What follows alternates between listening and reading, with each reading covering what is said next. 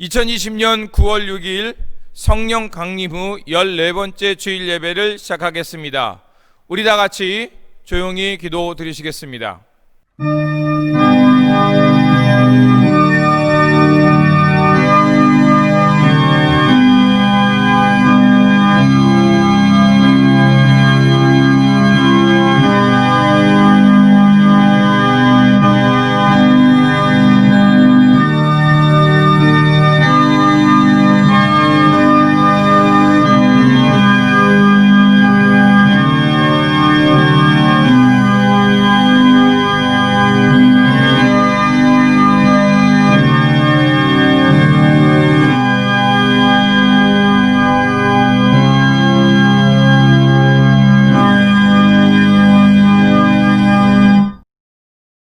새 계명을 너희에게 주노니 서로 사랑하라. 내가 너희를 사랑한 것 같이 너희도 서로 사랑하라. 전능하신 하나님, 우리를 하나님의 교회로 부르셔서 주님과 화해하며 복음을 위해 살게 하시니 감사를 드립니다. 저희들이 드리는 이 예배를 기쁘게 받아주시고 이 시간 주님의 사랑의 복음을 듣게 하시어 우리의 영혼이 하나님의 은총의 빛을 덧입게 하옵소서. 그리하여 우리의 심령이 주님의 영으로 새로워져서 십자가의 영광을 따라 살게 하옵소서. 우리 구주 예수 그리스도의 이름으로 기원하옵나이다. 아멘. 찬송가 21장입니다.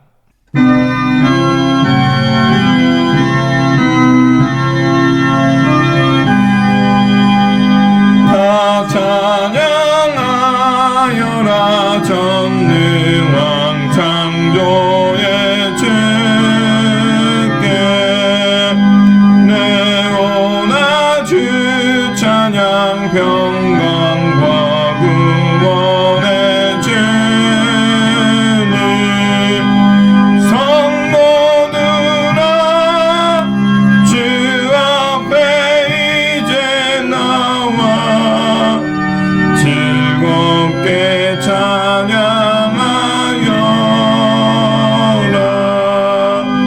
다 찬양하여라. 놀라운 만유의 주께 포근한 날개 밑을 품어주시는 주님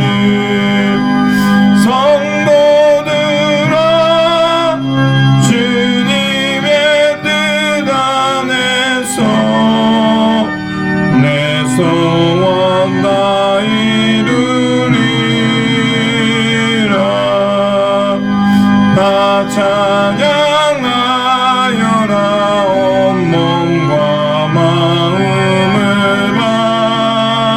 바쳐 이 세상 만물이 주 앞에 다 나와 찬양 성도들아 기쁘게 소리 높여 영원히 찬양하여라.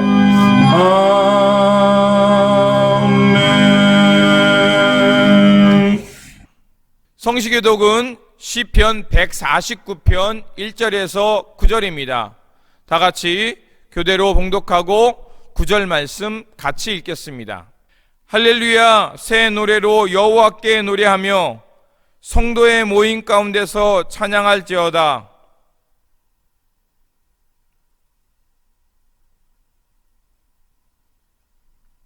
춤추며 그의 이름을 찬양하며 소고와 수금으로 그를 찬양할지어다.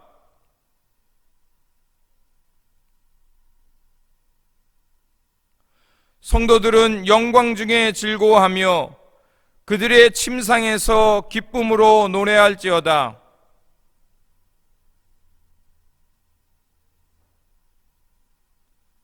이것으로 문 나라에 보수하며 민족들을 벌하며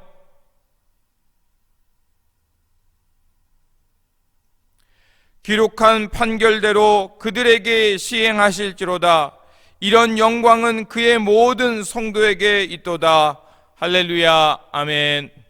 우리 다같이 사도신경으로 우리의 신앙을 고백하도록 하겠습니다. 나는 전능하신 아버지 하나님, 천지의 창조주를 믿습니다. 나는 그의 유일하신 아들 우리 주 예수 그리스도를 믿습니다. 그는 성령으로 잉태되어 동정녀 마리아에게서 나시고 본디오 빌라도에게 고난을 받아 십자가에 못 박혀 죽으시고 장사된 지 사흘 만에 죽은 자 가운데서 다시 살아나셨으며 하늘에 오르시어 전능하신 아버지 하나님 우편에 앉아 계시다가 거기로부터 살아있는 자와 죽은 자를 심판하러 오십니다. 나는 성령을 믿으며 거룩한 공교회와 성도의 교제와 죄를 용서받는 것과 몸의 부활과 영생을 믿습니다. 아멘. 우리 다 같이 공동 기도문으로 함께 기도하겠습니다. 자비하신 하나님, 우리에게 안식과 새로운 힘을 주시는 주님의 이름을 찬양합니다.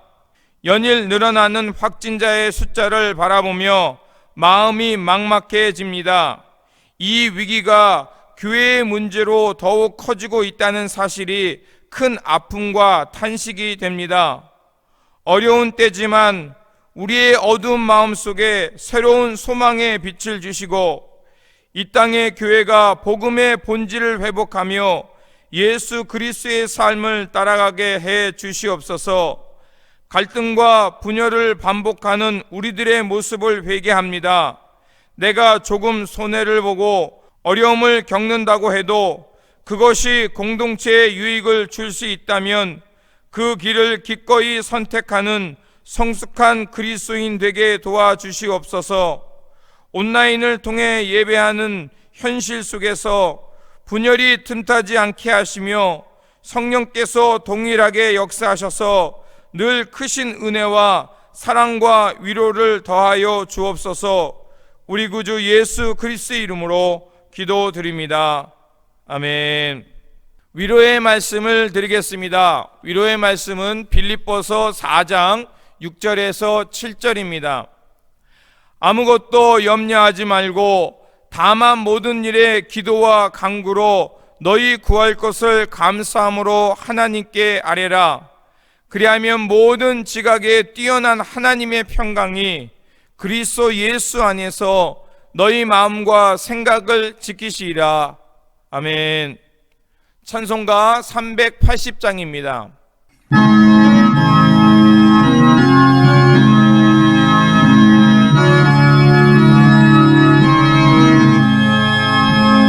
나의 생명 되신 주 주님 앞에 나아갑니다. 주의 흘린 보혈로 정케 하사 받아 주소서.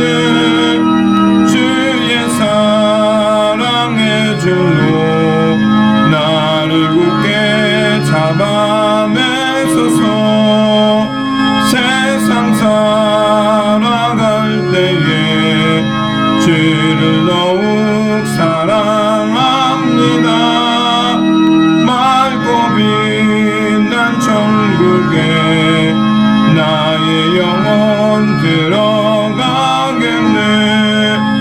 날마다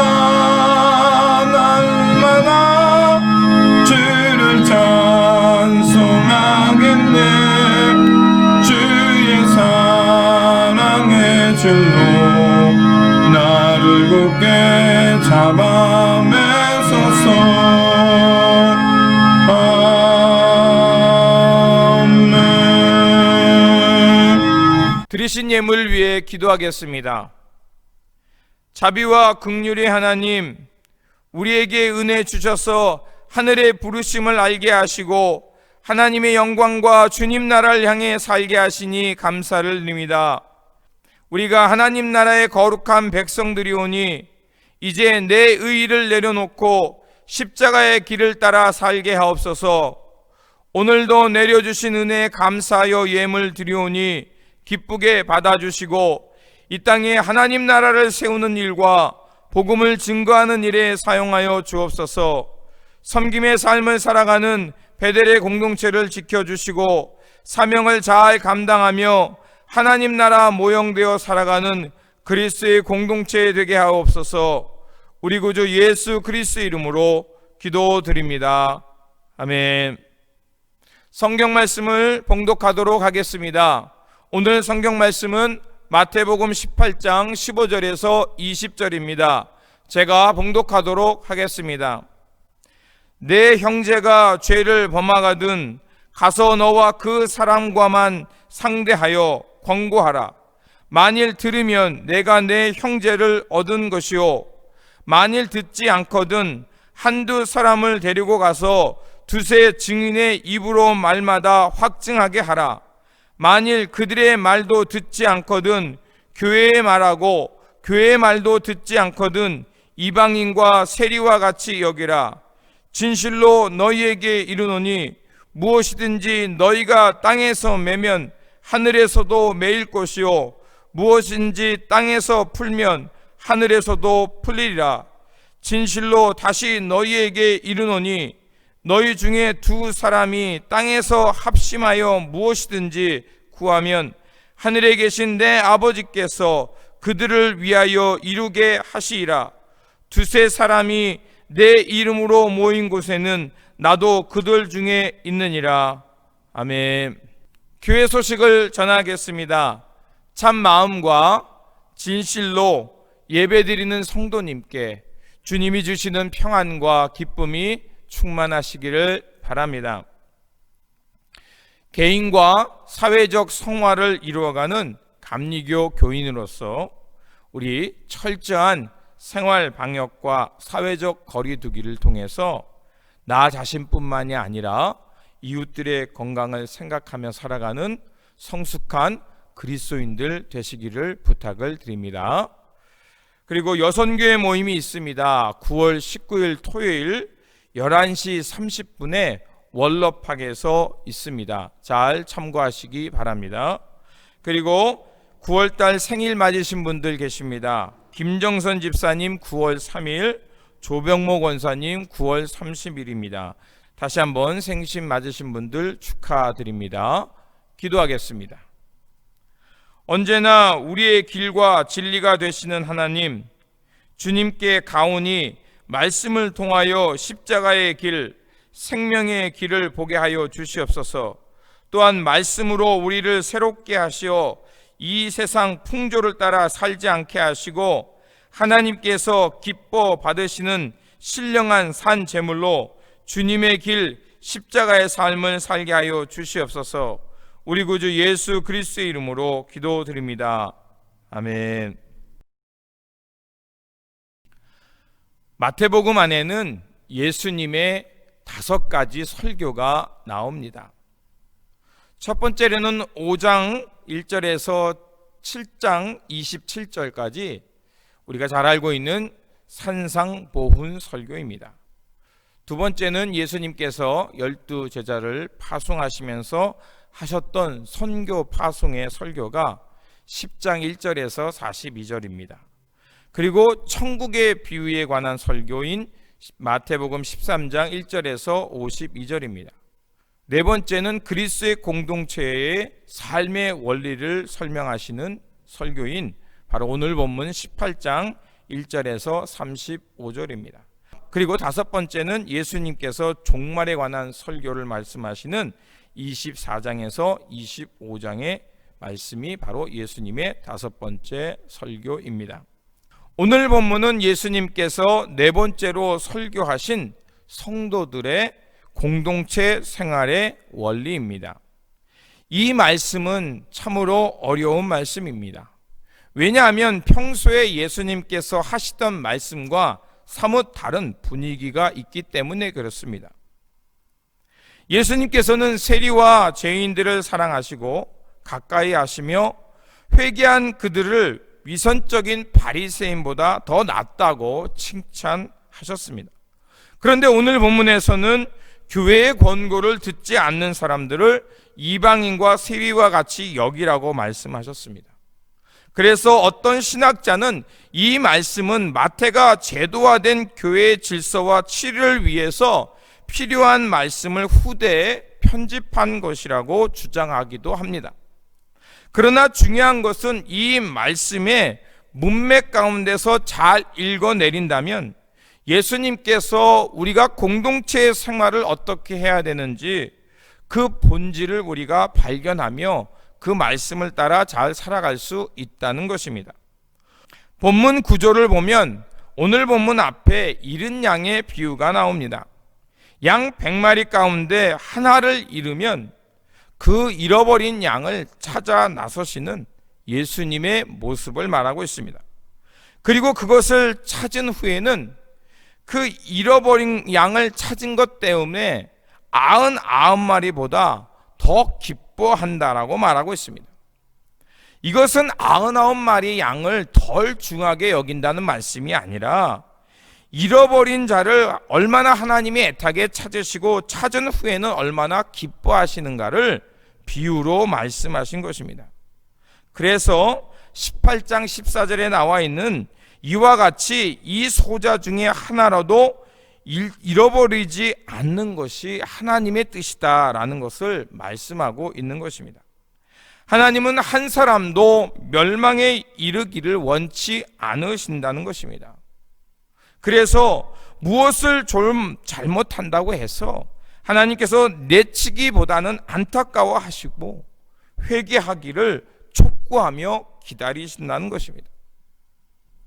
또한 오늘 본문 뒤에는 베드로가 형제가 내게 죄를 범하면 몇 번이나 용서하여 주리이까 7번이니까 라고 예수님께 묻는 말씀이 나옵니다. 베드로가 제안한 7번은 자신으로서는 할 수 있는 최대한의 기회였을 겁니다. 사실 7번도 상당히 많은 것입니다. 이보다 더 용서할 수 있을 거란 불가능할 것입니다. 그런데 주님께서는 베드로에게 7번만이 아니라 70번씩 7번 용서하라고 말씀하십니다. 즉 무한대의 용서를 말씀하고 있습니다. 그렇다면 이것이 그저 무조건 용서하라는 말씀인가? 아닙니다. 죄를 깨닫고 회개하며 용서를 구하며 돌아오는 사람은 무한대로 용서하라는 것입니다. 내가 무조건 용서하는 것이 길이 아니라 내가 잘못했음을 알고 용서를 구하며 나오는 그 사람은 그것이 몇 번이 되었든지 무한대로 용서하라는 말씀입니다. 그래서 그 말씀을 깨달을 수 있도록 1만 달란트 탕감받은 종의 비유를 오늘 본문 뒤에 말씀하고 있는 것입니다. 그래서 우리가 이렇게 큰 용서를 받은 자답게 죄를 깨닫고 회개하며 나오는 그 사람을 용서해 주라는 것입니다. 오늘 본문은 잃어버린 양의 비유와 끝까지 용서하라는 비유 사이에 끼어 있다는 것을 알 수가 있습니다. 그리고 이 교훈은 중요한 연결 문구에 의해서 함께 이어져 나가는 것을 볼 수가 있습니다.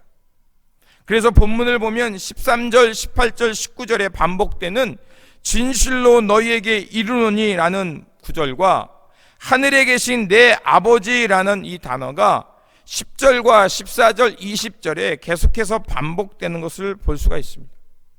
결국 이 말씀은 하나님께서 원하시는 하나님 나라의 모습이 무엇인지를 알라는 것입니다. 그래서 잃어버린 비유와 오늘 본문의 말씀의 구조는 굉장히 비슷한 구조를 가지고 있음을 알 수가 있습니다. 12절에 보면 만일 무엇 못하면 그 중에 하나가 길을 잃었으면 가서 13절에 만일 찾으면 기뻐하리라 라는 구조가 나오고요. 또 15절에는 내 형제가 범죄하거든 가서 그 다음에 권고하고 만일 들으면 형제를 얻는 것이다 라는 이런 구조를 갖고 있음을 알 수 있습니다. 잃은 양의 비유 속에서 길을 잃다라는 말이 3번에 반복되는 것을 볼 수가 있고요. 죄 지은 형제가 다시 교회에 돌아올 수 있도록 3번에 걸친 시도를 언급하는 것을 보면 바로 오늘 본문이 이러한 같은 구조 속에서 말하고 있음을 알 수가 있습니다.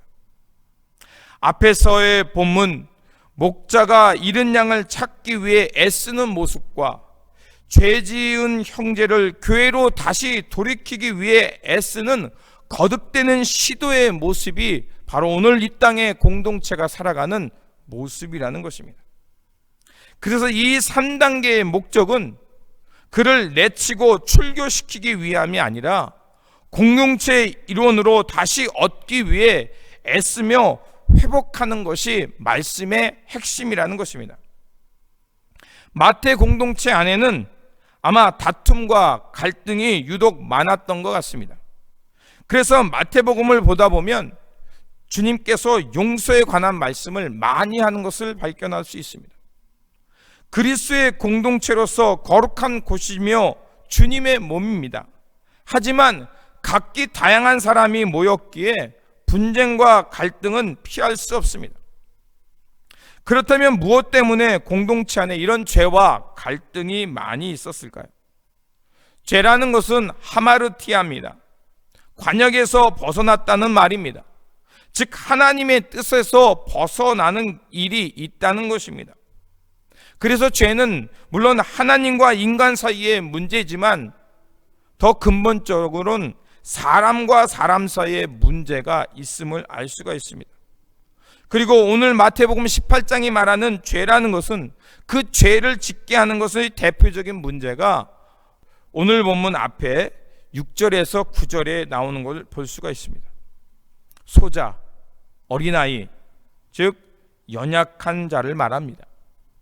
연약한 자를 업신여기고 함부로 대하는 것이 공동체 안에서 큰 죄라는 것입니다. 약자를 함부로 대하고 그를 실족시켜서 공동체를 떠나게 하는 것은 중대한 죄임을 주님은 말씀하고 계신 것입니다. 하나님께서는 그런 죄를 간과하실 수 없다는 것입니다. 죄로 인해 상처받은 사람이 생겨나면 그것은 공동체에 쓰실 수 없는 문제가 된다는 것입니다. 그래서 하나님께서는 그 문제를 우선적으로 해결해야 됨을 말씀하고 있습니다. 그래서 마태복음 5장 23절을 보면 하나님께 나와 예배드리다가 누구 형제에게 잘못한 일이 있으면 그 예물을 내려놓고 먼저 그 이웃과 그 친구와 화해하고 주님께 나와 예배드리라고 말씀하고 있습니다. 또한 오늘 본문 18절에서 말하는 것처럼 땅에서 먼저 풀면 하늘에서 풀릴 것이라고 이런 순서를 말하고 있습니다. 앞에서 언급한 대로 마태복음에는 용서의 가르침이 많이 강조되고 있음을 알 수가 있습니다. 마태복음 5장 21절 이하와 38절에서 48절, 6장 14절에서 15절, 그리고 오늘 본문 18절과 21절에서 35절입니다. 그렇기에 오늘 본문을 통해서 공동체 안에 일어날 수밖에 없는 이 죄와 갈등의 문제를 주님은 잘 해결하라고 말씀하고 있는 것입니다. 죄를 원천적으로 근절시킬 방법은 없습니다. 이것이 우리의 현실입니다.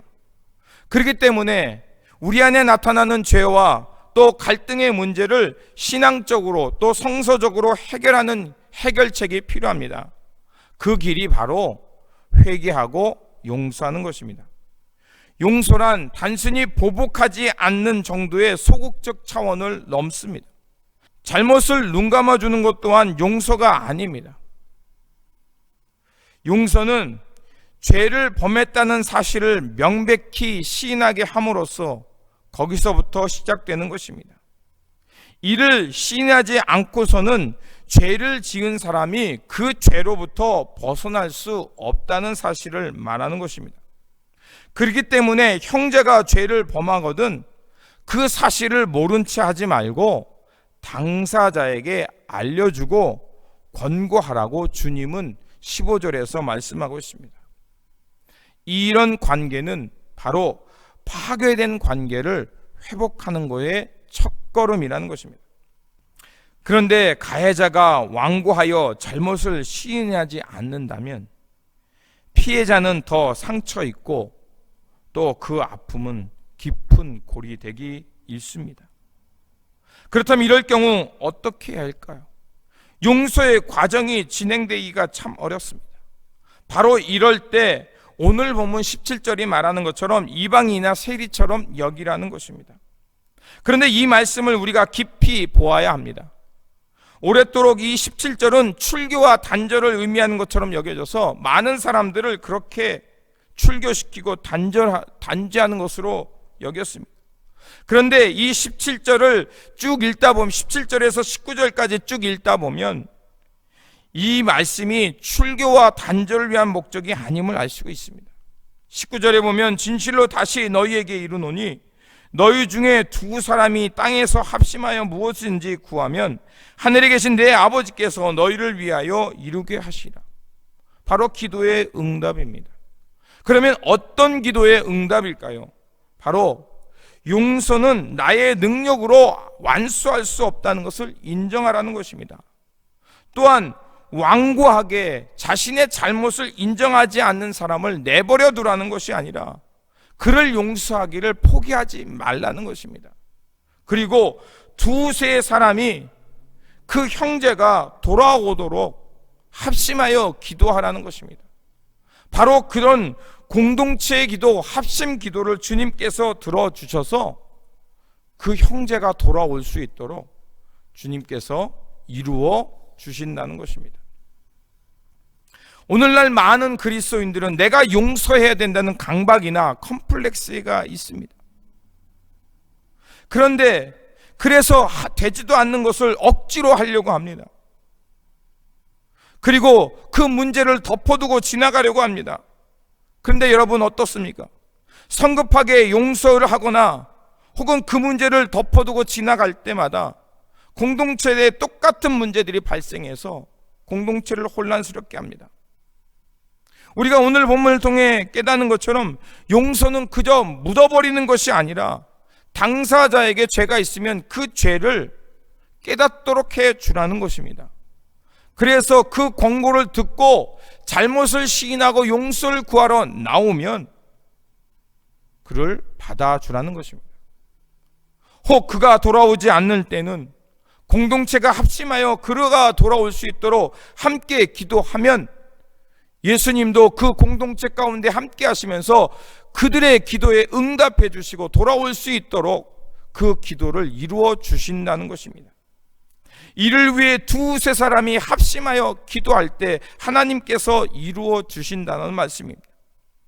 레위기 19장도 똑같은 이 공동체의 기본 정신을 가르쳐 주고 있습니다. 레위기 19장 17절에 18절을 보면 형제를 미워하는 마음을 품지 말라. 이웃의 잘못을 서슴지 말고 타일러 주어야 한다. 그래야 그 죄에 대하여 책임을 벗을 수 있다. 동족에게 앙심을 품어 원수를 갚지 마라. 내 이웃을 내 몸처럼 아껴라. 그렇습니다. 공동체의 기본 정신은 출교하고 단죄하는 것이 아니라 이처럼 갈등을 풀기 위해 온전한 마음으로 그 문제를 회피하지 말고 핑계치 말고 서로 권면해서 회개하고 돌아와 공동체를 회복시키라는 것입니다. 성도들의 공동체 생활은 이처럼 인격적 관계가 중요하다는 것입니다. 그리고 연약한 사람, 약자를 소중히 대하고 그가 걸려 넘어지지 않도록 돌보아야 한다는 것입니다. 또한 죄를 짓는 사람이 있다면 그 죄를 회개할 수 있도록 권고하는 것이 중요하다는 것입니다. 그렇다면 무엇 때문에 예수님께서 이토록 하라고 가르치고 있을까요? 그게 바로 오늘 본문의 결론입니다. 주님께서 이렇게 가르치는 이유는 바로 마태복음 18장 20절에 말한 것처럼 단 두세 사람이라도 내 이름으로 모인 것에 나도 함께 있기 때문이다. 그렇습니다. 예수님께서 이토록 가르치는 이유는 교회가 폭력적이고 깨어지고 파괴된 세상에 하나님의 사랑 가운데 회복되는 평화의 공동체의 모습을 드러내기를 원하신다는 것입니다. 회개와 회복을 통해서 하나님께서 늘 함께 하시는 건강한 교회, 그런 신앙 공동체를 이루어가는 것이 바로 주님께서 우리에게 이 말씀을 통해 말하고자 하는 것입니다. 교회는 물론 건물이 필요합니다. 그러나 건물이 전부가 다 아니라는 것입니다. 교회의 본질은 예수님의 이름으로 두세 사람이 모여 인격적 평등을 이루며 그곳에 부활하신 주님께서 함께 하시는 것이 교회의 참 모습이라는 것입니다. 우리는 성부, 성자, 성령의 삼위일체 하나님을 믿습니다. 이 얘기는 무엇이겠습니까? 삼위일체 하나님을 믿는가는 신학적으로 논리가 확고해서 믿는다는 것보다는 바로 이 삼위일체의 인격적 또 관계적 하나님을 믿는다는 것입니다. 그래서 그리스도의 마음과 사랑에 모여서 인격적 관계를 이루며 죄를 소멸하며 평등하게 하나님의 평화를 이루며 살아가는 그 돌봄의 공동체를 이루어간다는 것이 삼위일체 하나님을 믿는 것입니다. 하나님과 사랑의 관계 속에서 형제 자매 간의 바른 관계를 맺으며 그리스도의 완전한 사랑 가운데 일치하며 다양성을 추구하면서도 그리스도의 몸을 이루어가는 것이 바로 삼위일체 하나님의 신앙을 믿는 것입니다. 그런데 오늘날 교회가 논쟁과 갈등의 장소가 되어버렸습니다. 물론 성소 속에서도 갈등과 분쟁이 나옵니다. 예수님을 따랐던 제자도 누가 크냐라고 마가복음 9장 33절 이하에서 다투기도 했습니다. 사도행전 6장에 보면 헬라파와 유대파 사람들이 서로 자신들이 먼저라고 생각하면서 다투기도 했습니다. 사도행전 15장에도 또한 바울과 바나바도 선교의 의견 때문에 다투기도 했습니다. 교회 안에 다양한 규범과 간섭이 존재하기 때문에 다툼과 갈등은 일어날 수 있습니다. 문제는 다툼과 갈등이 안 일어나는 것이 보다는 그런 것들이 일어났을 때 어떻게 하면 건강하게 주님의 공동체로서 어떻게 이것을 이루어갈 것인가, 어떻게 회복해 갈 것인가가 중요한 핵심인 것입니다. 건강한 교회 공동체를 이루기 위해서는 우리가 인격적인 관계를 중요하게 여겨야 합니다. 그리고 죄를 깨닫도록 권면하고 회개할 줄 알아야 한다는 것입니다. 그래서 그리스도 안의 일치와 회복을 이루어낼 때 부활의 주님께서 함께 하시고 그런 징표가 나타날 때 살아있는 교회, 건강한 교회, 주님의 교회가 되는 것입니다. 그렇게 우리는 잘못된 일이 있을 때는 침묵하지 말아야 합니다. 예언자의 심정으로 그 잘못을 바로 세워야 합니다. 그런데 잊지 말아야 할 것은 이 일의 목적이 출교와 단절이 아니라 다시 공동체의 이론을 얻고 주님의 교회를 바르게 세우기 위함임을 잊지 말아야 합니다. 저도 목회를 하면서 이런저런 갈등을 겪었던 일이 있습니다. 그때 참 많이 울기도 했고 기도도 많이 했습니다. 때로는 풀리지 않던 숙제도 있었습니다. 그러다 보면 가끔 부모님께 안부 전화를 하다가 이 문제를 좀 나눌 때도 있었습니다. 근데 제 머리에 지금도 잊혀지지 않고 제 목회의 철학의 하나로 삼고 있는 것이 뭐냐면, 저희 아버님이, 제가 이런 넋두리를 하다 보면 저희 아버지는 말없이 이 얘기를 다 듣고 계시다가 마지막으로 엎드려 기도하라고 말씀하고 전화를 끊을 때가 참 많았습니다. 그 말씀을 지금 되돌아보면 참 귀한 말씀이었습니다. 내가 가서 변명하고 바로잡고 싶었을 때가 많이 있었습니다. 그런데 기도하라는 아버님의 권고를 따라서 새벽마다 엎드려 기도하다 보면 하나님은 나의 잘못도 보게 하시고 나도 부족한 자라는 것을 알게 하시고 그런 나를 무한히 용서해 주시는 주님의 마음을 깨닫게 됩니다. 그렇게 한 번, 두 번, 세 번 기도하다 보면 어느덧 내 마음의 분노는 사라지고 그 형제 자매를 위해 주님의 마음으로 기도하던 제 변화된 모습을 많이 봅니다. 그런데 놀라운 것은 제 마음이 변하자 희한한 것, 놀라운 것은 그분도 변하더라는 것입니다. 제가 그때 기도하지 않고 나가서 변명하고 막 바로잡으려고 문제를 이렇다 말했으면 큰일 날 뻔했던 일이 많이 있었습니다. 그런데 아버지의 그 권고, 아버지의 그 권면을 듣고 엎드렸더니 하나님께서 이런저런 문제들을 주님의 은혜 안에 해결했던 것을 제가 경험했습니다. 우리 사랑하는 성도 여러분, 우리가 세상 속에서 또 하나님 성서적 가치를 따르지 않는 사람들과 관계 맺으며 산다는 거 쉽지 않다는 거 저도 어느 정도 알고 있습니다. 그러다 보면 그런 사람과 부닥칠 때도 있고 어떻게 사람이 저럴 수 있을까라는 분노도 일어날 때도 있을 겁니다. 네, 여러분, 그 사람을 바로 잡으려고 먼저 나가기보다는 하나님 앞에 엎드려 3번 기도하시고 나가시기를 부탁을 드립니다. 3번 엎드려 기도하면 내 감정, 내 흥분은 어느 순간 가라앉고 주님의 지혜와 주님의 마음이 우리를 다스리게 할 줄 믿습니다. 그 마음, 그 지혜로 나가면 풀리지도 않던 숙제가 풀리게 될 줄 믿습니다. 그래서 이 땅에서 그렇게 풀면 하늘에서도 풀릴 것이고 우리가 이 땅에서 다시 그리스도의 마음으로 매면 하늘에서도 다시 매일 거라 믿습니다. 여러분, 이러한 마음으로 다시 한번 이 땅의 삶을 살아가시기를 부탁을 드립니다. 그러므로 우리 사랑하는 성도 여러분, 언제나 그리스도의 마음으로 그리스도의 거룩한 공동체를 회복하기 위해 기도하시기를 부탁을 드립니다. 내 힘으로 할 수 없다는 것을 알고 두세 사람이 주님의 마음으로 함께 기도하는 교회가 되어야 될 줄 믿습니다. 우리가 이렇게 합심하며 주님의 교회로 건강하게 쓰기 위해 함께 기도할 때 우리의 이 공동체의 기도는 유월절에 희생양이 됐던 그리스도를 통해서 아담의 죄값을 치르고 십자가에 피 흘리고 죽으심으로 형제 자매를 구원해 주시는 주님의 십자가의 기도가 될 것이라 믿습니다.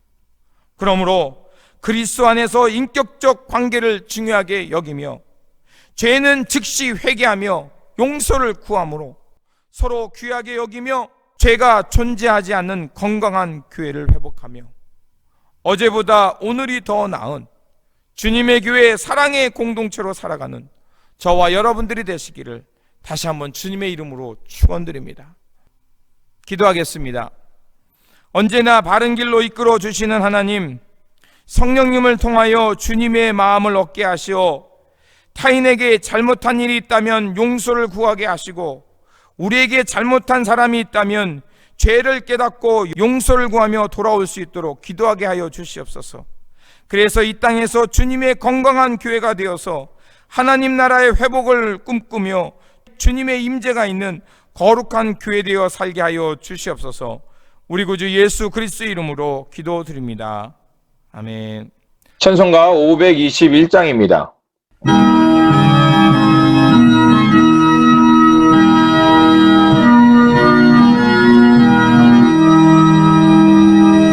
그 인도하는 뱀은 참 좋으며 생명으로 인도하는 그 길은 참 험하니 우리 몸에 지워 있는 그 더러운 죄짐을 하나 없이 벗어놓고 힘써서 들어갑시다. 그 원으로 인도하는 그 좁은 문들어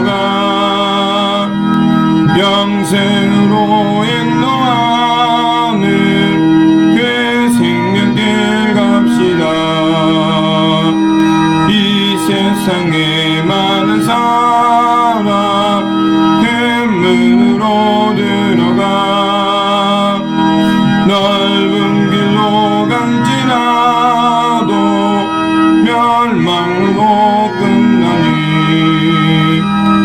세상 헛된 부귀 영화 모두 내려버리고 주의 말씀 순종하여 그 생명길로 갑시다. 구원으로 인도하는 그 좁은 문 들어가 영생으로 인도하는 그 생명길 갑시다. 구원의 문 열렸으니 주의 공로 힘입어 제자 말고 들어가서 생명길로 갑시다. 구원의 문 닫힌 후에 들어가고 싶구나. 한 번 닫힌 구원의 문 또 열려지지 않으리. 구원으로 인도하는 그 좁은 문 들어가 영생으로 인도하는 그 생명길 갑시다.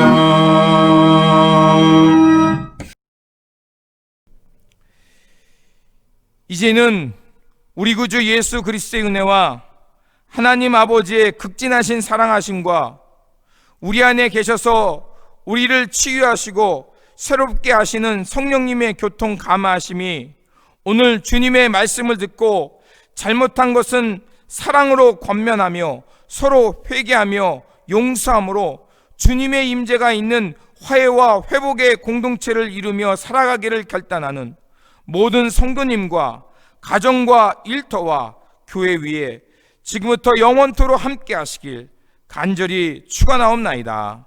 아멘.